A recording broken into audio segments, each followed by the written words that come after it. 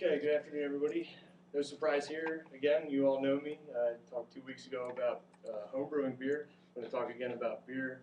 As you've all seen, three major brands of beer: Budweiser, Miller, and Coors. Anything come to mind when you guys see these brands of beer? Large company, small company?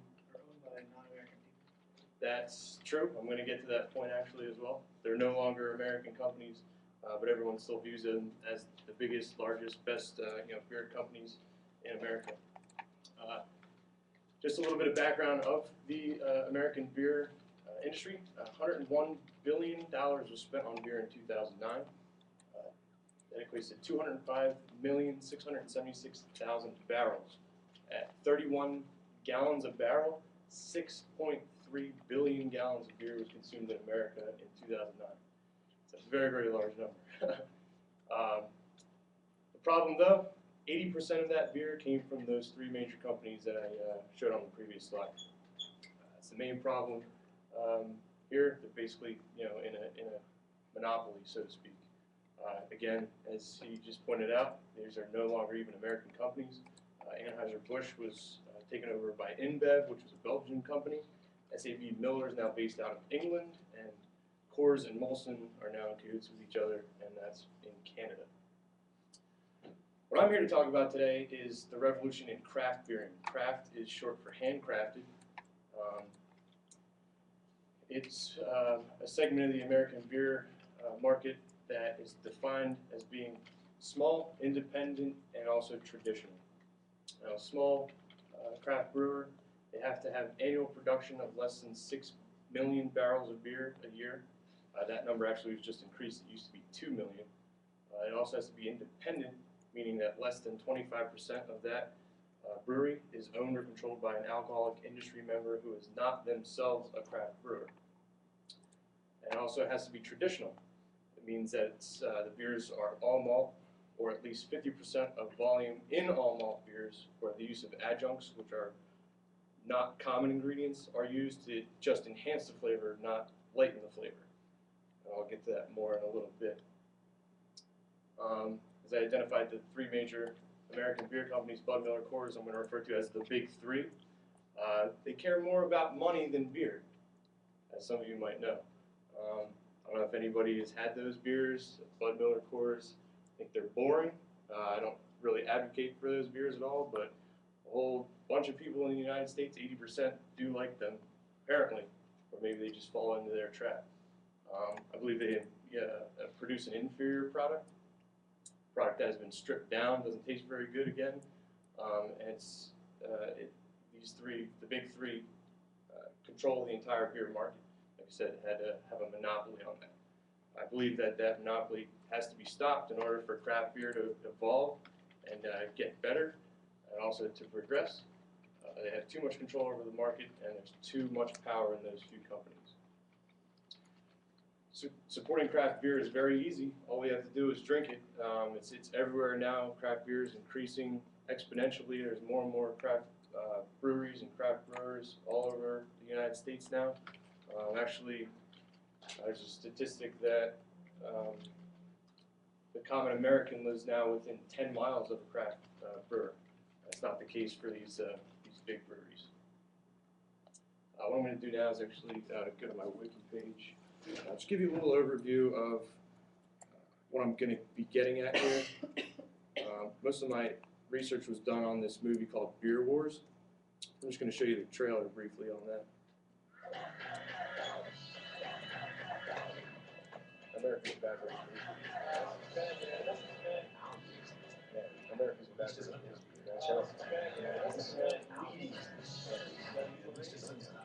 Everything in America that's important is around here.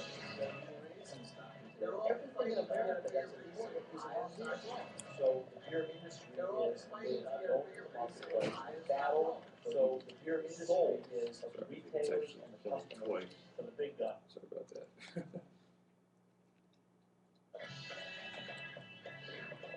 America's bad rich is beer. Oh, this is good, dude. This is good. Our yeast is very happy. When yeast is unhappy, watch out. It smells weedy.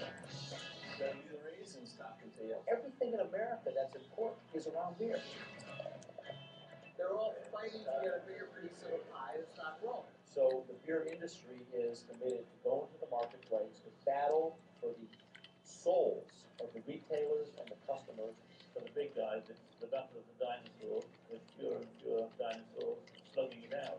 For the smaller breweries, they're offering something to the consumer who wants something much more tasty. There needs to be lunatics like me that still have that same passion. We make angry beer. Most Americans have never actually had real beer. Angry beer makes for happy people. There's no comparison between a beer brewed with cheap adjuncts and one that's brewed with all barley. Almost all our beer knowledge comes from Budweiser, Miller, and Coors. It's as if all we knew about food we learned from McDonald's. People are fed up with corporate America jamming what they want down a consumer's throat. They have weapons and we have weapons, and ours might seem like slingshots and theirs seem like giant missiles. It's really hand-to-hand combat. Ours is ground warfare, one consumer at a time. It is a jungle in the supermarket. They're gonna go after every single niche, every single opportunity they can find. They want a piece of everything.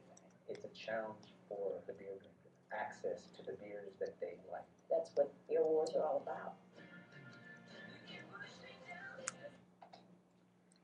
Okay, so that's Beer Wars.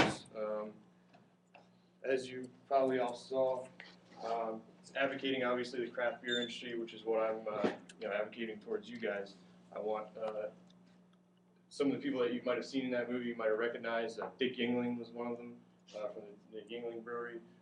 Sam Caligione from Dogfish Head was in there as well. Jim Cook from Boston Beer Company, which is also Samuel Adams. They're all craft brewers. Again, a little bit more about the monopoly of the big three. What they do mainly in order to keep costs down is they actually cut the major ingredients out of the beer. Malt is one of the major ingredients. They actually only use about 50% of malt. The rest of the ingredients that they're using are called adjuncts, where they're going to be using rice and corn actually in the beer, which gives it a very, very light taste, almost no taste at all. What they also do is they control the three-tier distribution system of alcohol. America is the only country in the world that has a three-tier system that does not allow the actual brewer to distribute it right down to the consumer. The consumer has to buy it from the retailer buys the beer from the distributor is the one that gets the beer from the brewery. The big three have so much money invested in these in the three-tier system that they actually control it.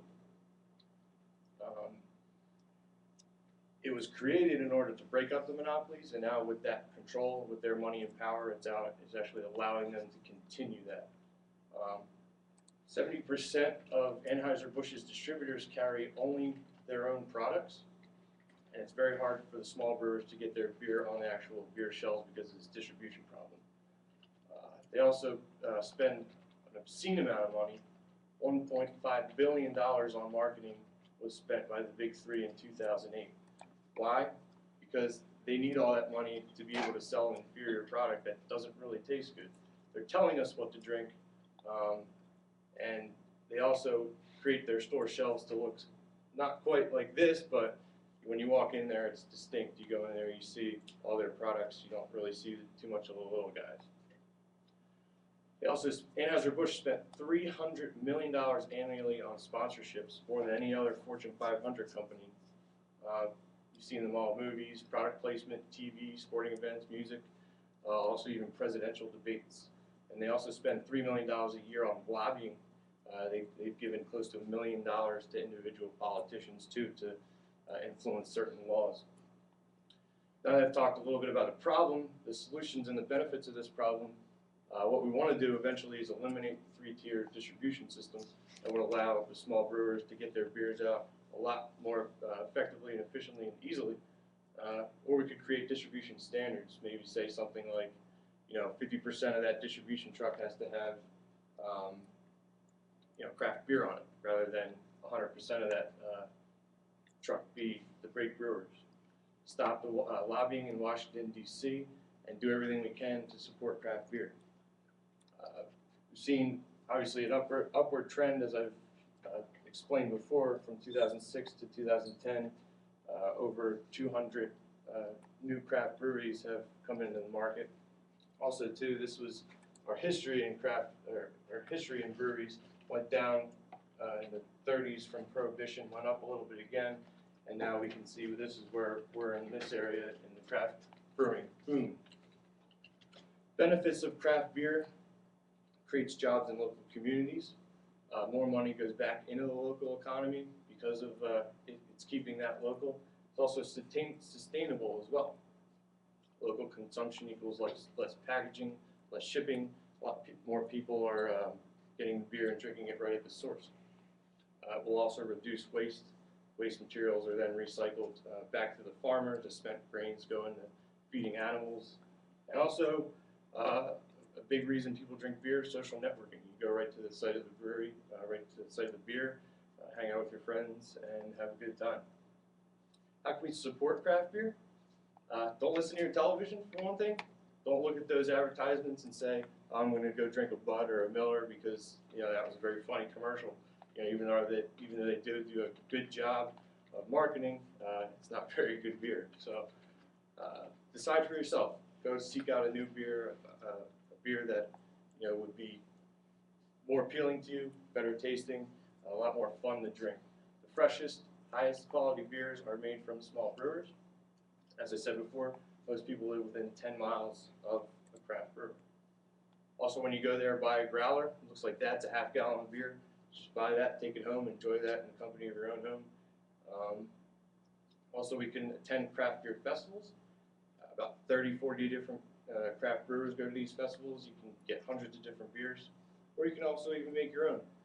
Craft brewers become these craft brewers because they started out home brewing. So, in conclusion, what I've identified is the problem of the big three in the beer monopoly and how they came to have the monopoly in the American brewing industry. I've discussed possible solutions and benefits of breaking up that monopoly, and also discussed how we can promote craft beer. It's up to you guys. I hope you guys will continue to drink beer, and more importantly, craft beer would be great. So, any questions?